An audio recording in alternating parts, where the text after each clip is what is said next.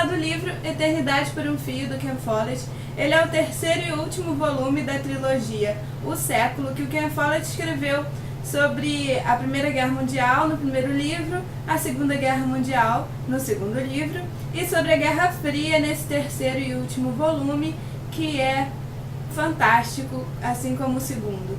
Eu fiquei bastante tempo lendo esse livro, eu comecei a ler no final do ano passado, e fiquei mais ou menos um mês lendo esse livro, mas ele é um livro bem grande, ele tem 1000 e poucas páginas, e é um livro que vai falar sobre política, sobre história, então o ritmo dele é um pouco mais lento, né, do que um livro de aventura, de ficção. Eu tava doida para acabar esse livro porque eu tô com outros projetos e outras coisas para ler, que eu estou ansiosa aí para ler, então eu fiquei feliz por ter terminado, mas ao mesmo tempo eu vou sentir falta desses personagens que eu acompanhei durante anos e anos, né, em que a história se passa, e que foram personagens incríveis. Como eu falei sobre o primeiro e segundo livro, eu vou deixar o link do vídeo aqui embaixo, que eu fiz um vídeo falando um pouquinho do primeiro e falando principalmente do segundo, que eu li no final do ano passado. É uma trilogia que vai acompanhar algumas famílias ao longo desse século, né? Desde a Primeira Guerra Mundial, algumas famílias se formam no primeiro livro, e essas famílias a gente vai acompanhar os filhos no segundo livro, os netos nesse terceiro livro e até bisnetos em alguns casos, e isso enriquece muito a história. Outra coisa que eu amo nessa história são os diferentes pontos de vista. A gente vai ter personagens na Rússia e depois, né, na União Soviética, nos Estados Unidos, na Inglaterra e na Alemanha. Esses são os 4 principais países, mas a história também se desloca para outros países conforme esses personagens vão andando pelo mundo. Mas hoje eu vou falar do terceiro volume, que é a Guerra Fria, né? A história começa ali mais ou menos onde terminou o segundo livro, né? A Guerra Fria vai explicar como é que começou a Guerra Fria, a construção do Muro de Berlim, o medo ali, tanto na União Soviética quanto nos Estados Unidos, de uma guerra nuclear. Isso marca muito o começo do livro. Os dois países preocupados em quem vai atacar primeiro, e o medo nas famílias, tanto americanas quanto nas famílias da União Soviética. E a gente acompanha esse terror, essa ameaça de um ataque nuclear e que os países vão para o espaço, né, como aconteceu em Hiroshima e Nagasaki no Japão. E isso aterrorizou muito os personagens, e muitas coisas vão acontecer por conta desse medo, tanto em termos de política quanto em termos de armamento, né? A gente sabe que na Guerra Fria teve uma corrida armamentista, tanto do lado da União Soviética quanto dos Estados Unidos. A gente vai ver o governo na União Soviética endurecendo cada vez mais e se tornando cada vez mais obscuro, mais opressor. E isso, é claro que mexe com os sonhos, né, dos personagens que apoiaram a luta pelo comunismo. E nesse livro a gente vai conhecer o Dinka e a Tânia, que são sobrinhos do Volodoya, do livro anterior. Nessa família russa que a gente conhece desde o primeiro livro, acaba indo mais para os sobrinhos. E nesses sobrinhos a gente tem o Dinka, que trabalha para o Khrushchev no governo. O Dinka acredita que em algum momento essa política do terror e as reformas vão acontecer no governo da União Soviética, e a gente vê ele se desiludindo disso ao longo do livro. E ao mesmo tempo a Tânia, que é aquela irmã muito amiga do Dinka, mas eles pensam diferente. A Tânia acredita que tem que reclamar mesmo do governo, tem que participar da resistência contra esse governo tão opressor que se torna o governo da União Soviética. Ela não acredita que aqueles homens velhos que ficam no poder e que ficam se sucedendo vão melhorar. Então a Tânia, ela vai participar da resistência contra esse governo.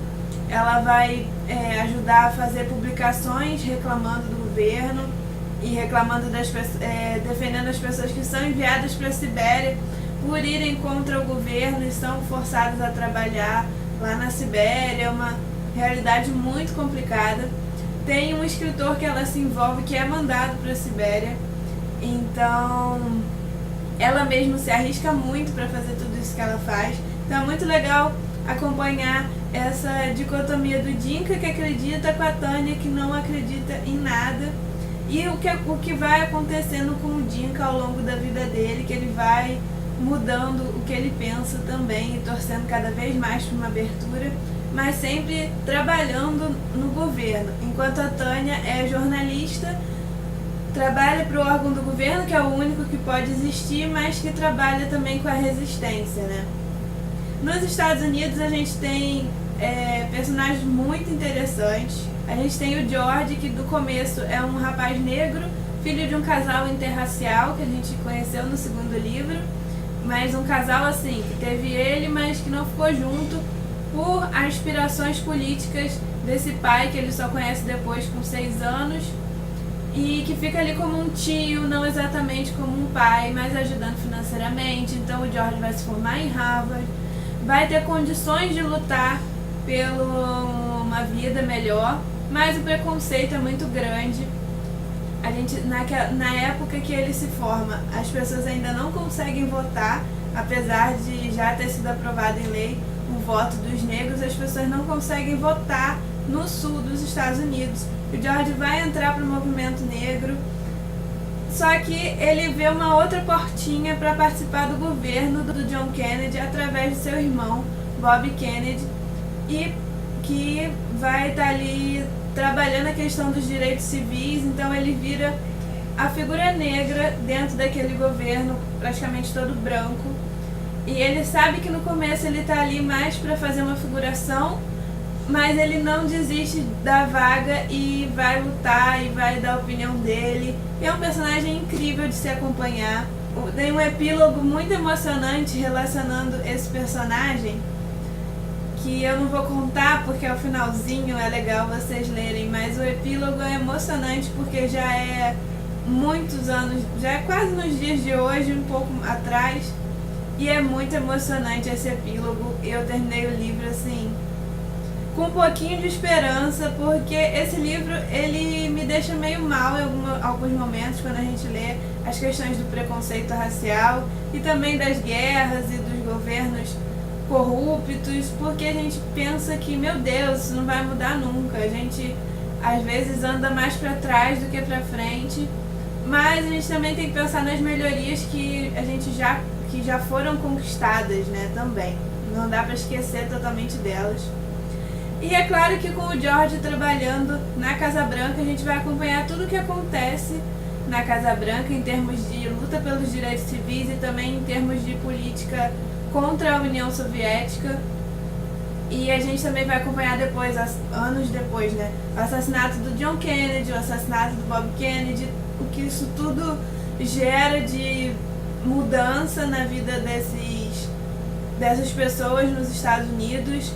E depois também a gente vai acompanhar os sucessores do John Kennedy, e alguns trouxeram grandes retrocessos que o Kennedy estava tentando implantar e melhorar. A parte do relacionamento do George também é muito interessante, vai trazer questões sobre a mulher se afirmando na sociedade, a mulher procurando trabalho, porque ele vai conhecer 2 mulheres negras, mas e que lutam pelos seus lugares ali na sociedade. Uma delas, a Maria.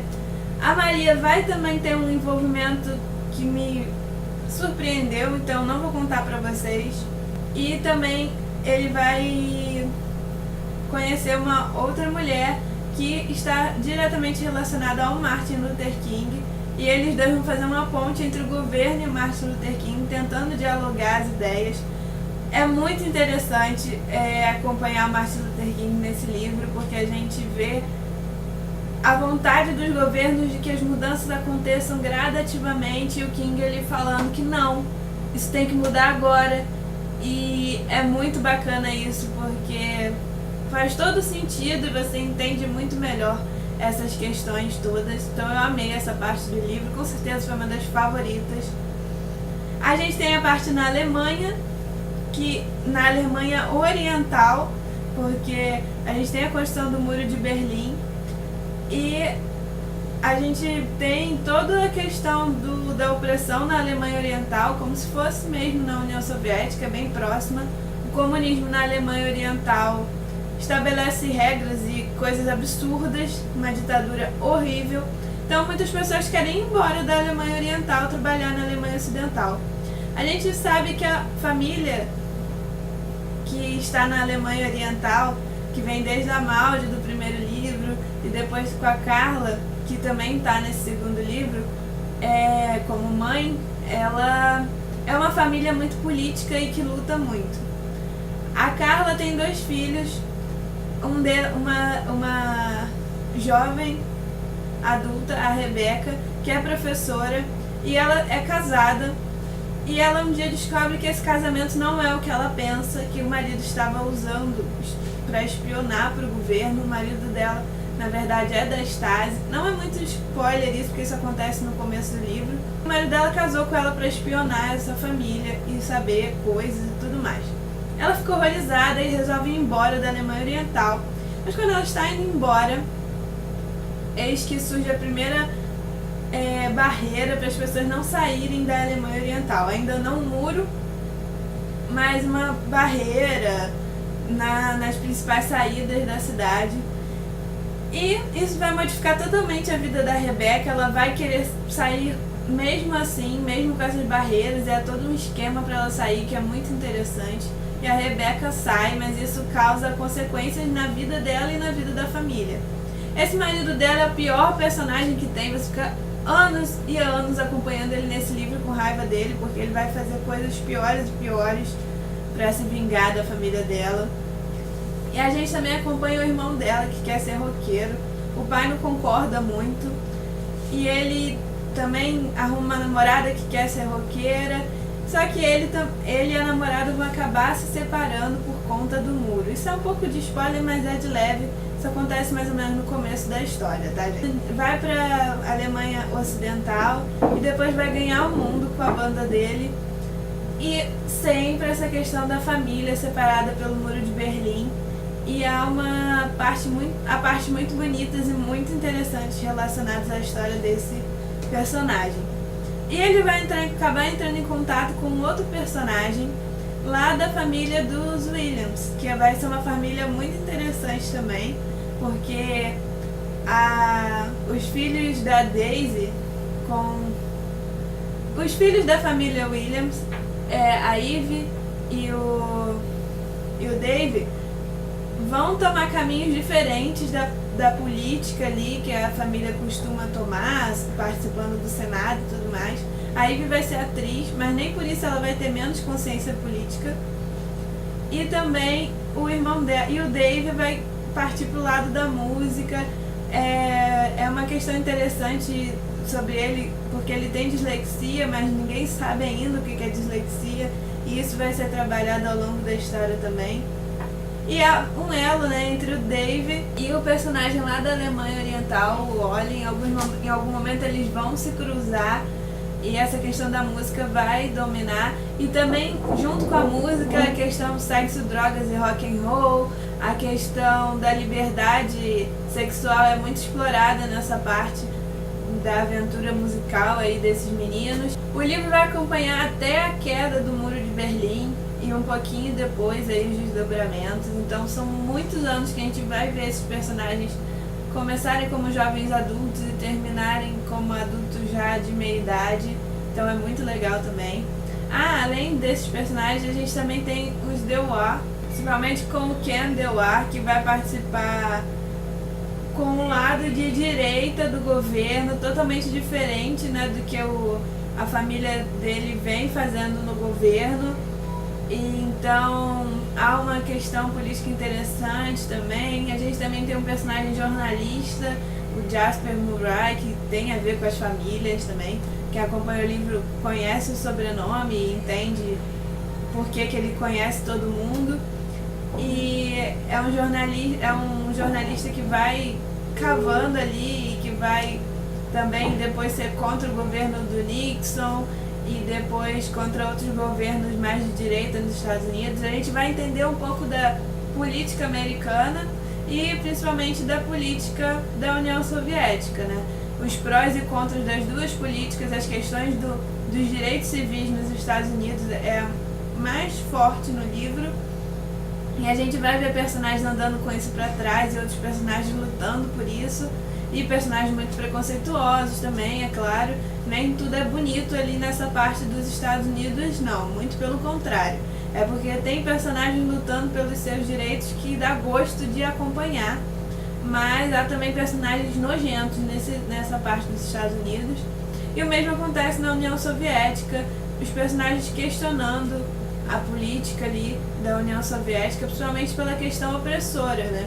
Não que o capitalismo seja nenhuma maravilha, mas a gente vê como o comunismo degringola por causa de homens que chegam ao poder e que não querem largar esse poder, não querem largar seus benefícios.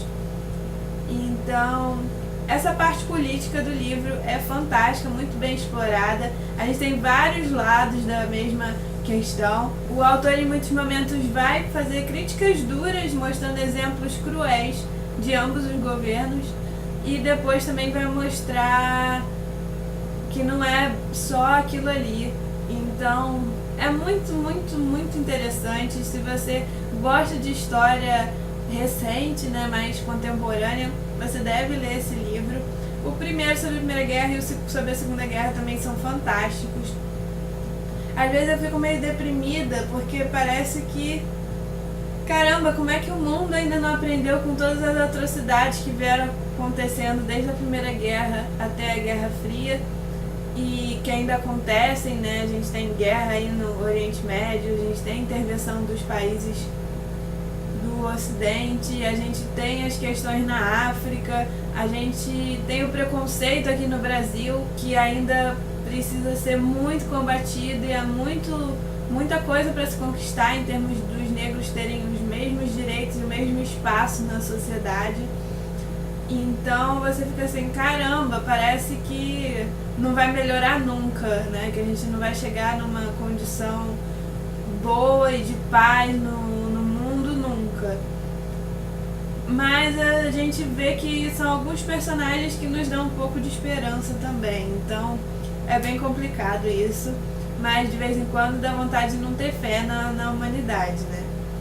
Depois que você lê esses livros e relembra as coisas que já aconteceram, mas essas coisas têm que ser relembradas justamente para servirem de exemplo. Então é isso, pessoal, é isso que eu queria falar sobre o livro. Eu não vou me adentrar muito na vidinha dos personagens, porque senão eu vou ficar aqui horas falando sobre o livro e vou dar vários spoilers também. Mas é isso, tem esses personagens chaves e os principais pontos são esses. Se você gosta de um romance histórico, não deixe de ler a trilogia O Século, do Ken Follett. É isso então, pessoal, até a próxima. Tchau, tchau.